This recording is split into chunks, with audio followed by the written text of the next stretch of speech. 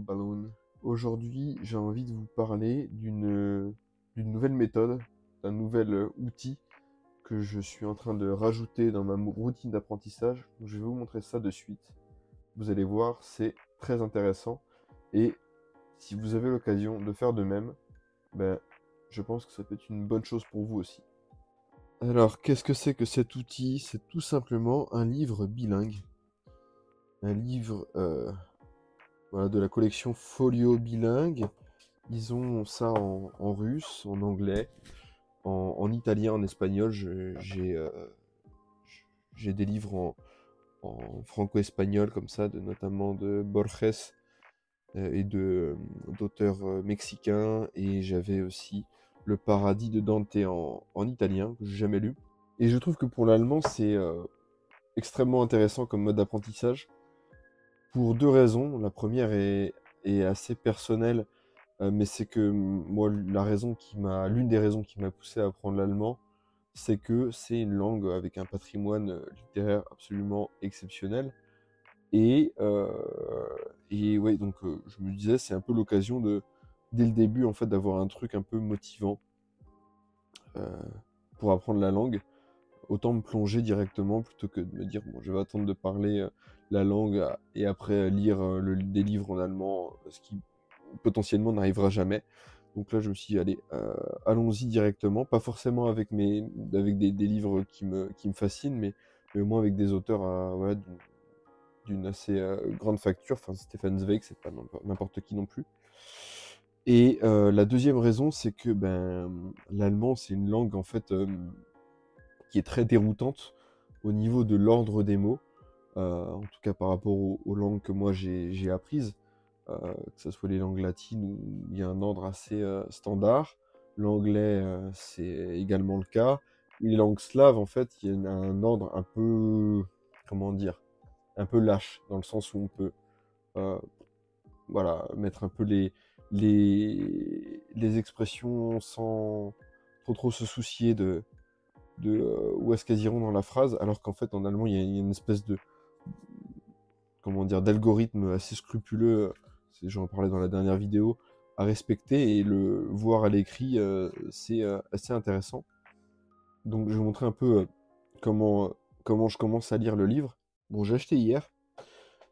Pour rappel, je fais des sessions de 20 minutes d'apprentissage d'allemand. Et en fait, 20 minutes, pour l'instant, ça correspond à peu près à la lecture d'une page. Et donc, en fait, ce que je fais, c'est que je prends des expressions que je trouve intéressantes et je les souligne. Voilà, vous voyez, il y a une page où c'est en français à droite, là, et à gauche, c'est en allemand. Donc là, je trouve cette expression intéressante. Lecteur de journal plus attentif que moi. Et là, on voit Aufmerksamer Zeitungsleiter als ich. Donc là, c'est vraiment là qu'on voit la manière de, comment dire, de former des mots. Je sais pas si c'est des mots qui sont dans le dictionnaire, mais un lecteur de journal, nous en français, on va prendre plusieurs mots différents pour assembler, pour faire un groupe nominal, et là on va avoir Zeitungsleser, un lecteur de journal. Et là on en a encore un autre, voilà, un prodige, c'est Wunder, donc Wonder, merveille, Kind, en gros, l'enfant merveilleux, ça donne Wunderkind. Donc c'est des mots comme ça que je trouve amusants. Est-ce qu'on en a sur cette page-là? Je ne sais pas. Euh, mais voilà, en tout cas, ce que je fais, c'est que euh, je, je prends des phrases que je trouve éclairantes et je les souligne d'une page à l'autre pour un peu les analyser. Donc ça prend pas, c'est pas un livre que on lit comme ça pour le plaisir de A à Z. De toute manière, oui, j'en ai acheté deux. Ce qui s'est passé, c'est que je suis tombé sur Le joueur d'échecs et La métamorphose qui est dans une autre pièce. Pourquoi j'ai choisi ces deux livres? Bon, déjà, un, ils sont courts, et deux, je les ai déjà lus.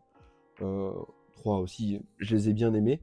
Mais je me disais, ça serait peut-être un peu plus sympathique en ayant l'histoire en tête. Donc voilà la raison des choix des choix des deux livres. Je vais ramener ça chez moi, ça va faire partie des nouveaux types de sessions d'apprentissage que je vais implémenter. Donc voilà, c'est un peu la nouveauté de la semaine. Maintenant, si vous voulez, on va passer à la pratique. Los geht. Ich bin in der Bibliothek. Ich habe ein Buch von der Schreiber Stefan Zweig aus Österreich. Österreich Schreiber. Schachnovelle. Das Buch spreche von ein Wunder Schachspieler. Das ist sehr interessant.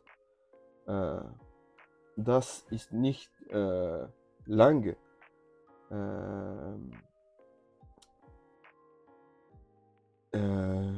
Das Buch ich schon gelesen vor 11 Jahren. Vor 11 Jahren.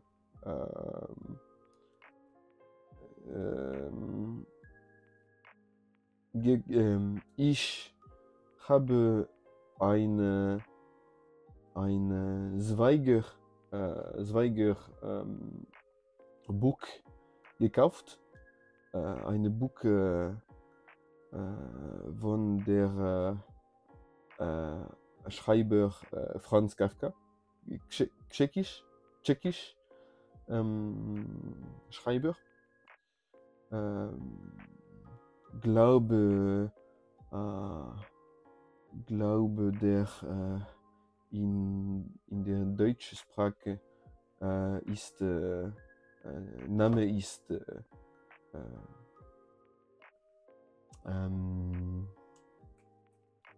Metamorphosis. Now nein, ich bin nicht sicher, aber das ist sehr gut Buch. Auch ist sehr gut Buch. Donc voilà pour aujourd'hui. On a parlé un peu littérature. Je vous dirai un peu ce que ça a donné. Je vous ferai un petit compte rendu la semaine prochaine. Je serai rentré chez moi. Et déjà à partir de la semaine prochaine, ça fait mine de rien, ça fait déjà un mois hein, que j'ai commencé dans la langue de Goethe. Bon. Je commence un peu à capter un peu mieux, à comprendre un peu mieux la langue quand j'entends. J'arrive un peu à comprendre des trucs, à capter des trucs sans sous-titres.